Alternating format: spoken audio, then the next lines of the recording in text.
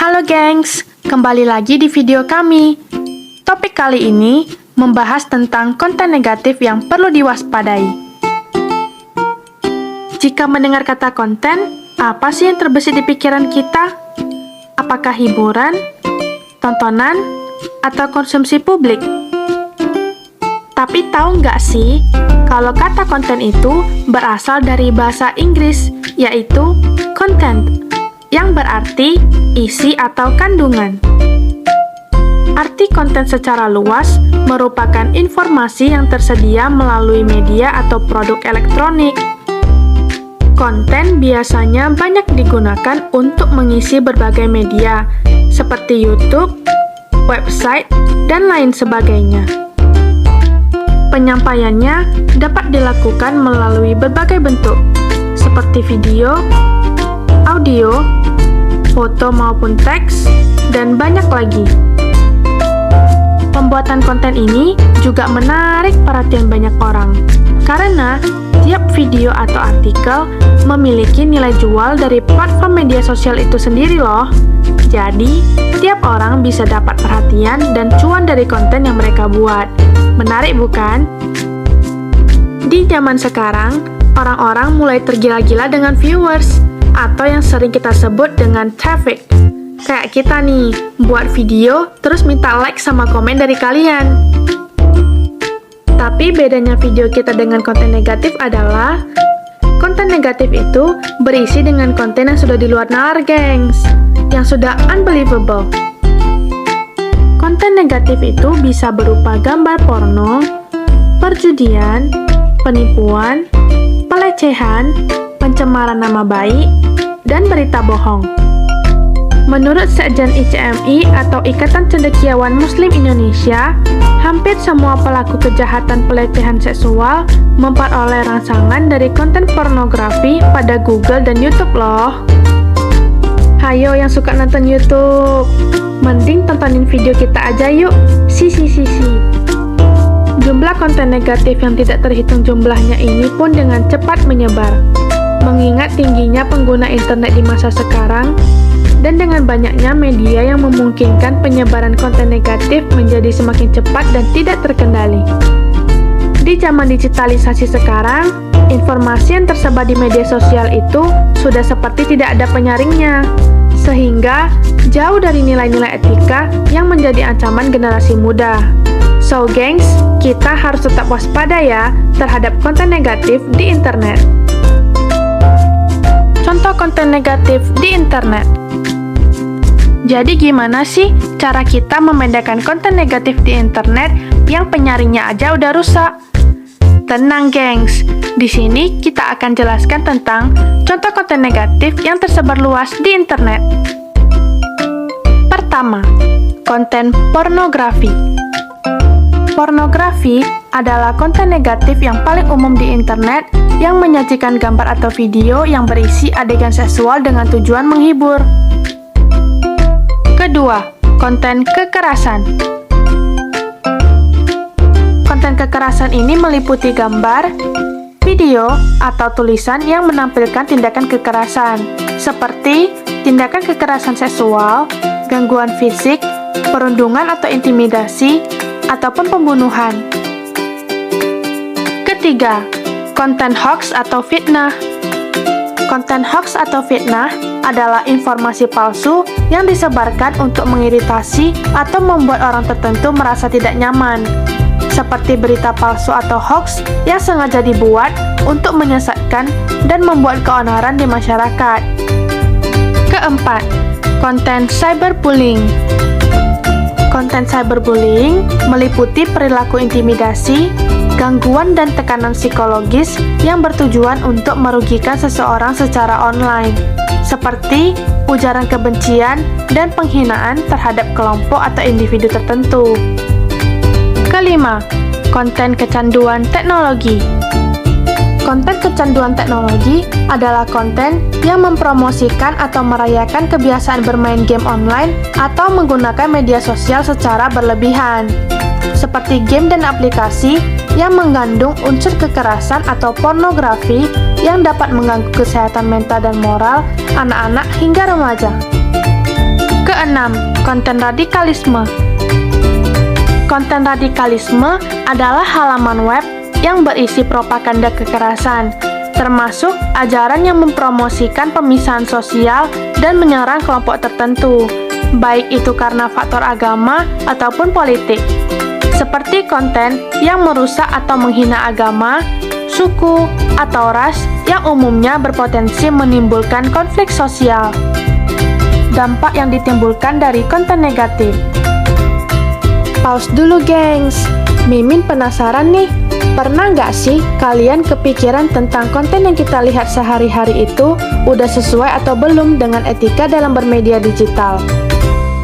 Ya, jawabannya pasti antara pernah dan tidak. Tapi jangan anggap remeh loh, gengs. Konten negatif yang beredar di internet dapat mempengaruhi cara berpikir, berperilaku, hingga merusak mental dan moral orang-orang yang mengaksesnya. Yuk simak apa-apa aja sih dampak yang bisa timbul dari konten-konten negatif. Cekidot. Pertama, terpengaruh oleh hoax. Hoax itu merupakan salah satu jenis informasi palsu yang mempunyai tujuan untuk merugikan orang lain. Dengan adanya hoax, pengguna internet akan sulit membedakan kebenaran atas suatu informasi. Makanya, hati-hati gengs, karena dari satu informasi hoax saja bisa berujung fatal loh. Kedua, mempengaruhi perkembangan mental dan emosi seseorang. Dari banyak waktu yang kita gunakan buat menjelajahi internet, seringkali terpakai hanya untuk melihat postingan di media sosial yang tanpa disadari malah mempengaruhi mental dan emosi. Karena justru membuat kita sering membandingkan diri sendiri dengan orang lain, yang membuat kita merasa iri, cemas, gelisah, mudah emosi, hingga mempengaruhi mental kita di kehidupan nyata. Jadi jangan sering-sering membandingkan diri kita dengan artis ya, itu sih namanya tambah beban, gengs. Ketiga, memicu timbulnya kejahatan. Tentu di zaman sekarang, teknologi berkembang dengan sangat pesat. Tetapi, hal tersebut malah sering disalahgunakan untuk melakukan kejahatan online. Baik itu melalui postingan tidak senonoh, komentar kebencian, hingga pembobolan yang dapat dilakukan menggunakan media elektronik. Daripada ikutan buat dosa, mending sobat nonton video beredukasi dari channel ini. Enggak tipu-tipu. Keempat, dapat memecah persatuan bangsa. Hah? Gimana? Persatuan bangsa itu bisa rusak hanya dengan satu konten negatif yang melibatkan agama, bangsa, ras hingga negara loh. Karena bisa memicu perselisihan yang berdampak pada politik, pertahanan dan keamanan, hingga sosial budaya. Apalagi banyak netizen-netizen yang ikut memanas-manasi daripada meredakan keadaan yang sudah ricuh. Dan waktu ditanya pemicu keributannya, dijawab nggak tahu. Kelima, gangguan dalam bersosialisasi. Melalui konten negatif bisa menyebabkan kecanduan. Bukan hanya bagi orang dewasa, tetapi juga anak-anak sebagai populasi pengguna internet yang paling tinggi. Hal tersebut karena konten negatif dapat mempengaruhi perkembangan otak seseorang dan mempermudah melakukan interaksi hanya melalui internet, sehingga munculkan sikap antisosial. So, gengs, itulah beberapa dampak yang ditimbulkan oleh konten negatif di internet.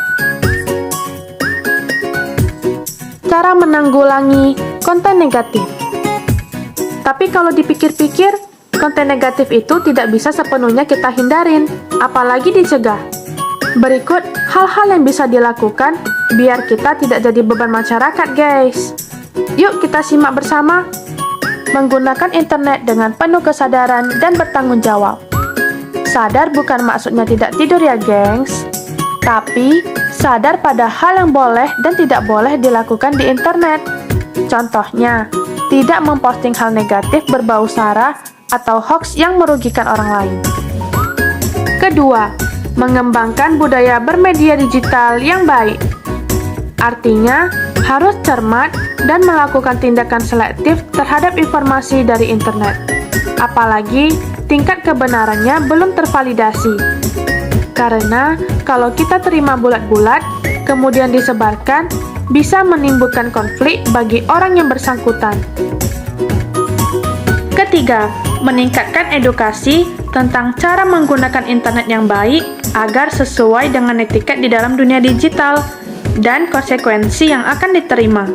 Karena dengan memahami netiquette, kita juga dapat meningkatkan awareness pada konten negatif yang tersebar luas di internet. Kebanyakan penyebarluasan konten negatif dilakukan oleh oknum yang tidak bertanggung jawab, karena kurangnya edukasi tentang akibat dari kejahatan tersebut. Keempat, menggunakan kata-kata positif. Hindari menggunakan kata-kata negatif seperti tidak atau tidak bisa. Hal ini dilakukan agar pembaca di internet terus membaca konten yang dapat menghadirkan solusi dan harapan. Kelima, menghasilkan konten positif yang berisi informasi berimbang, terutama topik yang sifatnya kontroversial atau sensitif. Keenam, melakukan pemblokiran atau pelaporan terhadap konten-konten negatif yang ditemukan di internet. Terkadang konten negatif dapat muncul dengan sendiri dari iklan-iklan.